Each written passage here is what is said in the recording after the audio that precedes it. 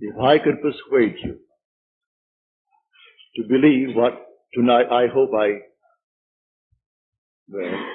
I will try to, your entire world would change. You hear the word God, the word Jehovah, the word Lord, the word Jesus, the word Christ, and you think of something other than yourself. One that is greater, one that you would worship. Tonight it is my purpose to show you that God and the eye of man are one. When you say I am, that is the God of Scripture. Confined as you are, you think, how could it be? God created the universe and sustains it. And here I am, like a little worm, 3 score and 10 years, and then I vanish.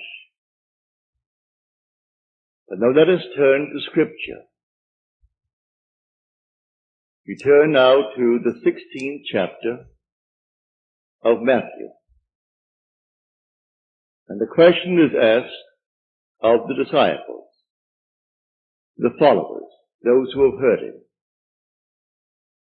And he said to them, who do men say that the Son of Man is? And they reply, well, some say John the Baptist, come again. Others, Elijah. Others, Jeremiah, or one of the prophets. And then he said to them, but who do you say that I am? And the spokesman called Peter answered and said, thou art the Christ, the Son of the living God.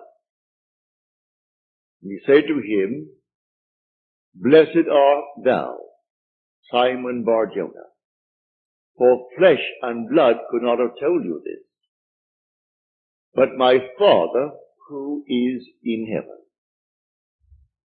So here he equates the Son of Man with the eye of man, not the organ that sees or through which you see, but your sense of awareness, that I amness, when you are aware of being, your consciousness, your human imagination. So he equates the two. The Son of Man spoken of in the Old Testament and brought forward into the New is nothing more than the eye of man. And he calls it the Christ and defines Christ as the Son of God. Now we find Christ being defined in the New Testament as the power of God and the wisdom of God. So the eye of man is the power of God and the wisdom of God. If man does not know it, well, then he will not exercise that power. He will not exercise that wisdom. So tonight I am trying to persuade you that when you say I, before you say anything, that is the power and the wisdom of God. You can't separate the power of God and the wisdom of God from God. So you will say in the end, I and my Father are one, for he is called the Son of God. Now we are called upon to test this, if it be true. Can we test it? I hope you'll put it to the test.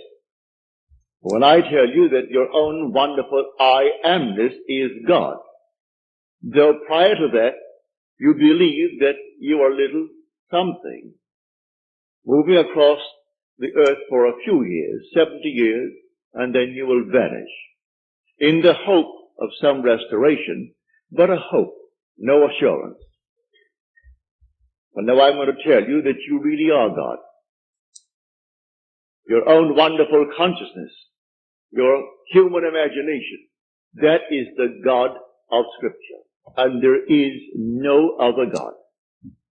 Imprisoned as you are in these bodies of flesh, you did it for a purpose. Now let us see what it tells us about this Son of Man that is now equated with the eye of man. No one has ever ascended into heaven but he who descended from heaven, the Son of Man. You'll read that in the 3rd chapter, the 13th verse of John.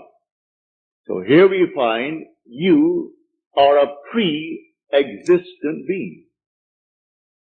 No one can ascend into heaven but he who descended from heaven, the Son of Man. Your ascension in the next verse, the 14th verse, is shown you how you ascend. As Moses lifted up the serpent in the wilderness, so must the Son of Man be lifted up. That's all imagery, and yet it is true. You descended into generation in a world of death where everything begins, it waxes, it wanes, and then it disappears. But there's something in you, clothed in this garment, that does die. That is pre-existent. And its home is heaven, which is harmony. You gave it up completely. You aren't pretending that you're a man. You descended into man. You became man. With all the weaknesses, all the limitations, all the restrictions of man, to experience this world of death and decay. There will come a moment in time that you will ascend from this restriction, taking with you the experience that is yours because of this restriction. And you will ascend in the same manner that Moses lifted up the serpent in the wilderness. That was an adumbration. That was a foreshadowing. You will rise from the base of your spine, up your spine into your own skull, for heaven is within you. And you will rise like a fiery serpent, without any loss of identity. The form you wear, I hesitate to describe it. I will tell you that your face is human, your hands are human, your voice is human, but do not ask me to describe the body that you wear. It's infinite power, infinite wisdom, and yet it is a form. You are that fiery being that descended, not because of anything that was wrong when you descended. The fall is not because of any mistake on our part.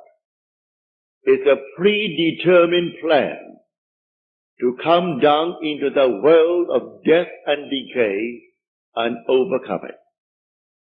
If coming down, wearing these garments, we knew who we were, pretending that we were men, we could not accomplish it. Any more than an actor on the stage, pretending that he is Hamlet,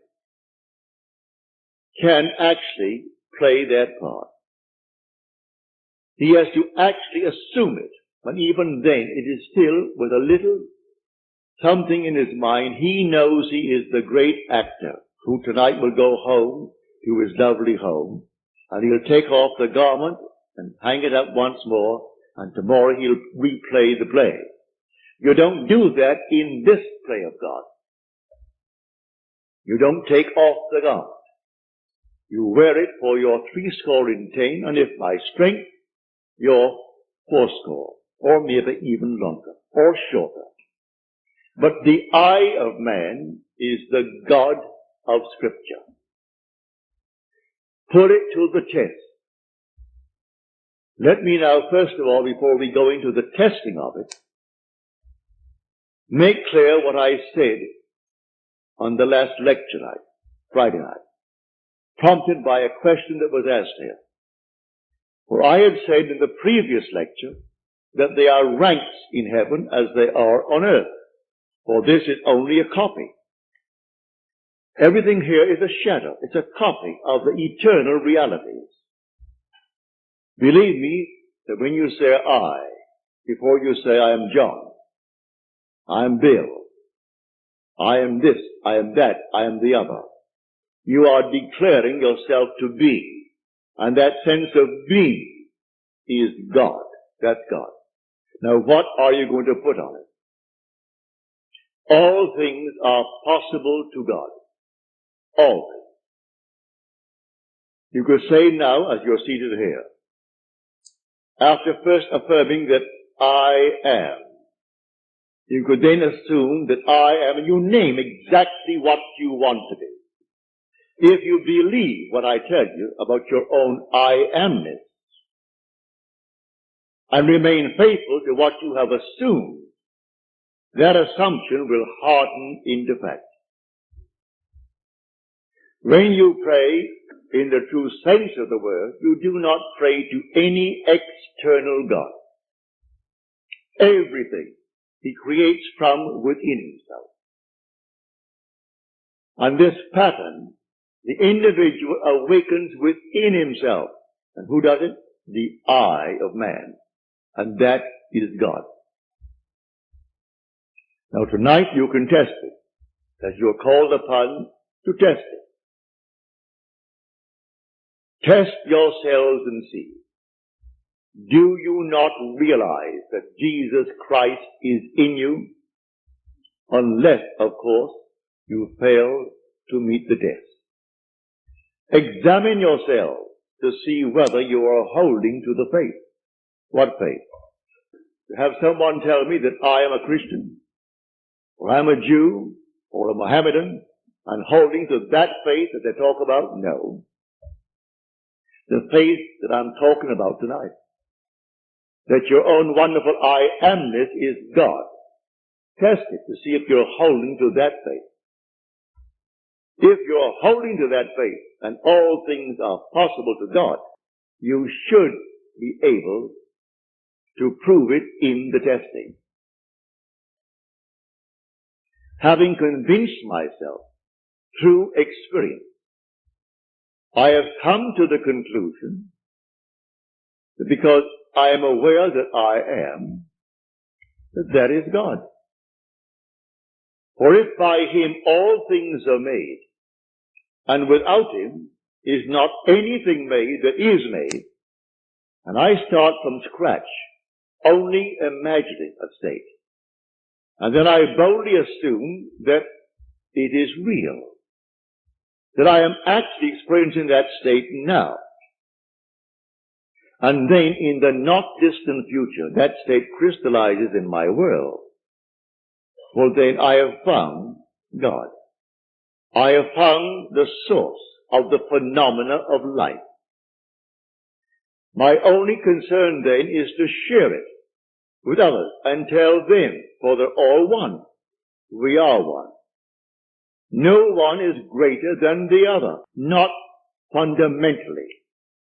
In his claims of what he is in the world of Caesar, he has more money, or he has so-and-so and so-and-so, but basically the same creative power in the man tonight behind bars serving life is the same creative power of the one who sentenced him to life.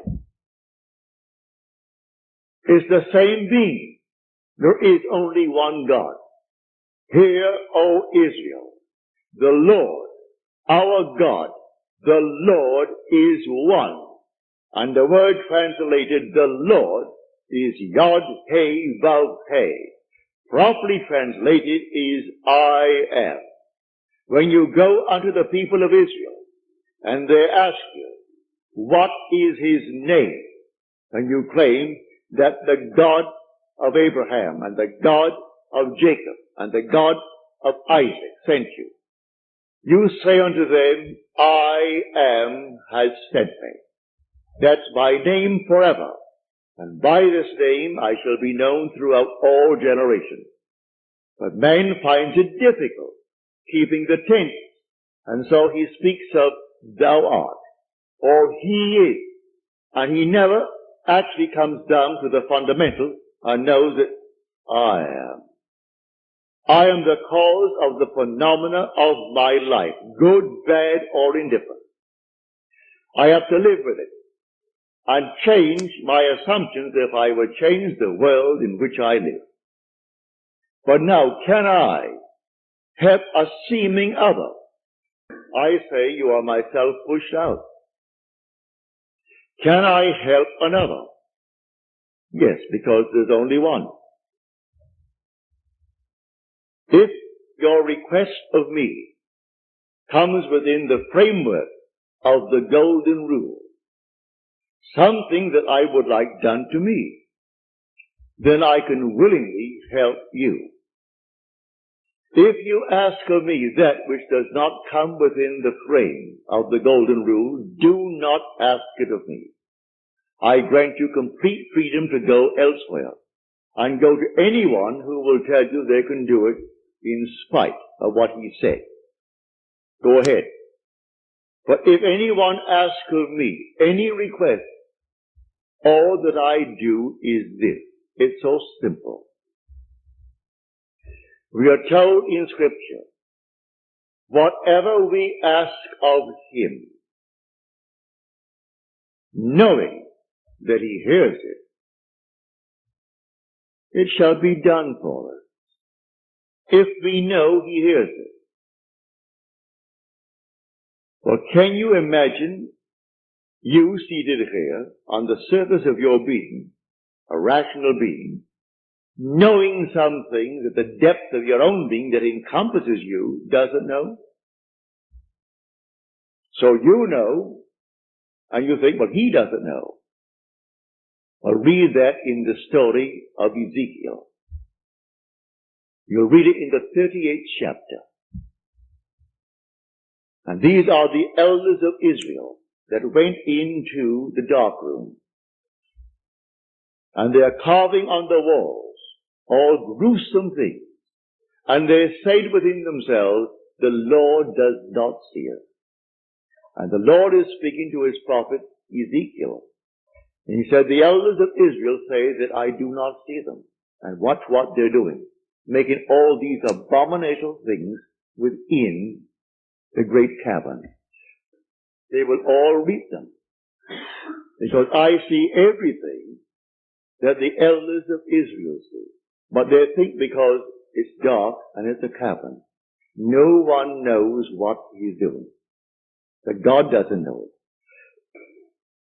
I have said time and again, there is no fiction in this world. When you pray, go within and close the door of the senses. Deny all that seems so obvious.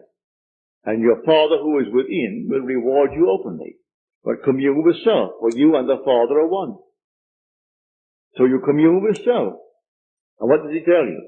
Exactly what was asked of you. He heard it, and he has all the ways and means that you on the surface of your being know not of. He will do it. You can ask anything of one if it comes within the framework of his code of ethics. Don't ask anyone who knows how to pray something that does not come within his golden rule. Do unto others as you would have them do unto you. Just as simple as that. And most of the requests would come within that rule. And so you simply hear it. And then you drop it completely. And in the depths of your own being, you're still hearing it. And the Father knows all means, all ways. And so he singles out the best way to externalize it.